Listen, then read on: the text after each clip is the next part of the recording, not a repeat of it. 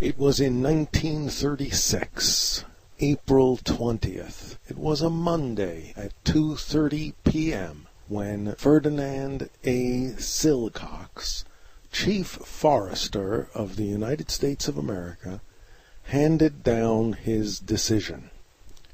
Now here I am, one sentence into the story, and already I'm getting ahead of myself.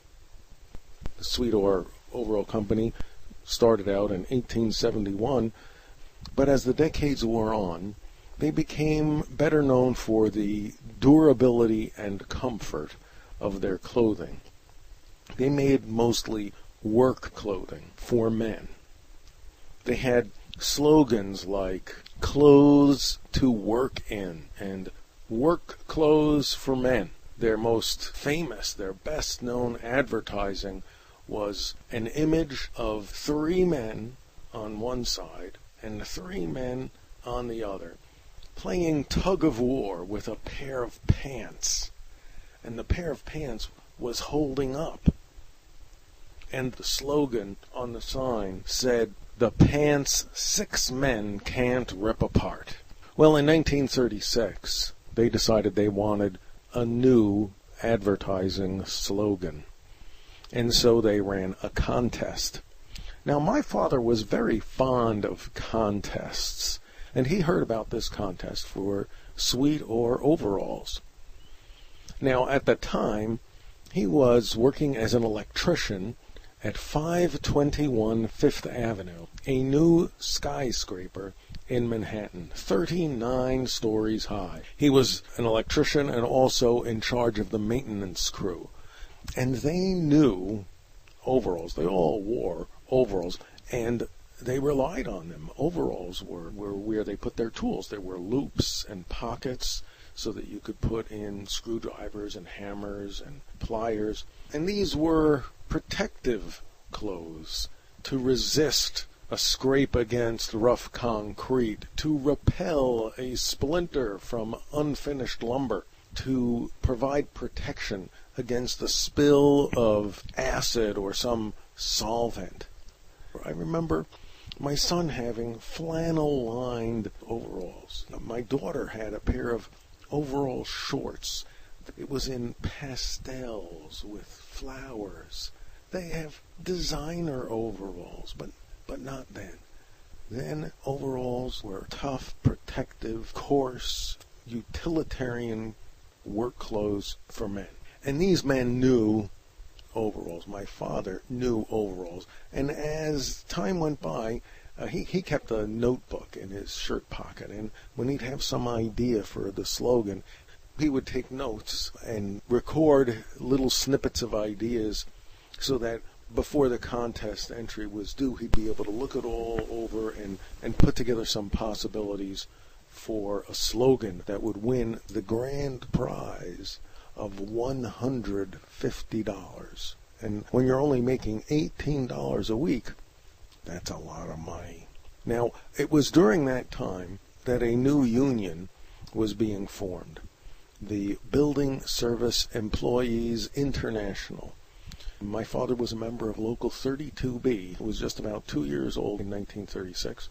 My father had been active in getting the guys in the maintenance crew to sign up and become members. The union was pushing for a living wage.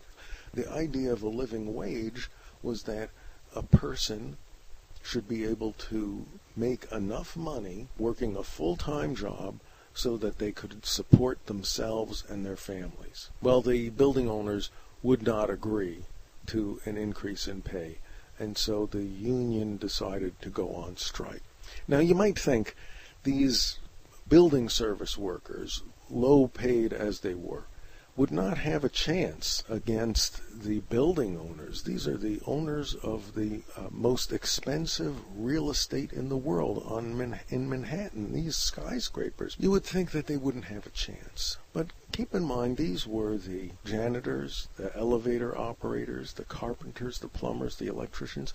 Think about the first day of the strike. The business executives arrive in their suits and white shirts and ties. They've got an office on the 39th floor, and there's no elevator. Elevators then weren't automatic push-button operation. It took some skill to drive the elevator car. You didn't want to slow down too fast. You'd have people throwing up in the elevator.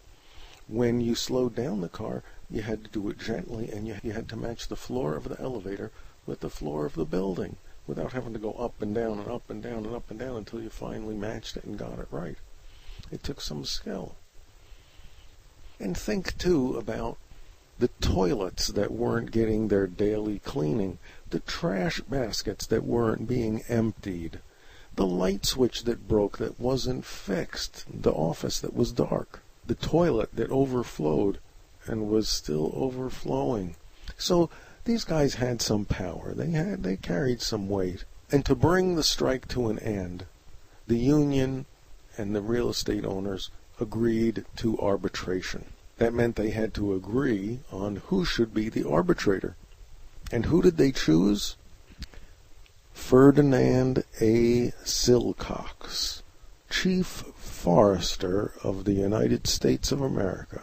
Why would they pick the Chief Forester? What would he know about real estate in Manhattan? What would he know about this? Well, maybe that was the point. He didn't have any vested interest in this area. He was seen by both parties as someone who could examine all of the information, learn about the issues, listen to both parties, and reach a fair decision. And then on April 20th, 1936, it was a Monday, at 2:30 p.m., he called them all into his office and handed down his decision. He awarded minimum pay of $24 a week for a 48-hour week. For people who had been making 18, now let's do the arithmetic together. 24 is $6 more than 18. 18 divided by 3 is 6. 6 is 1/3 of 18. They got a 1/3 increase in pay. Same job, same employer, a 1/3 increase.